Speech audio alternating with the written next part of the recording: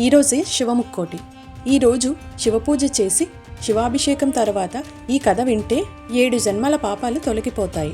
ఒకవేళ ఏ కారణం చేతనైనా పూజ చేయలేకపోతే ఈరోజు ఈ కథను వినడం వల్ల పూజ చేసిన ఫలితంతో పాటు జన్మజన్మల పాపాలు నశిస్తాయి. అదే నందనార్ కథ. సాధారణంగా భక్తులంతా బ్రాహ్మణ కులం లేదా అగ్రకులానికి చెందిన వారై ఉంటారు. కానీ ఒక దిగువ కులంలో పుట్టి అపారమైన శివభక్తితో శివుడిలో ఐక్యమై మోక్షం పొందిన మహాభక్తుడే నందనార్. శివభక్తులను నాయనార్లు అని పిలుస్తారు. నాయనార్లు మొత్తం 63 మంది ఉండేవారు. ఈ 63 మంది నాయనార్లలో 18వ వ్యక్తి నందనార్. దిగువ కులంలో జన్మించినటువంటి వారికి గుడి లోపలికి కూడా అనుమతి లేని ఆ రోజుల్లో అంతటి శివభక్తి చేసి ఆయన మోక్షాన్ని ఎలా పొందారు?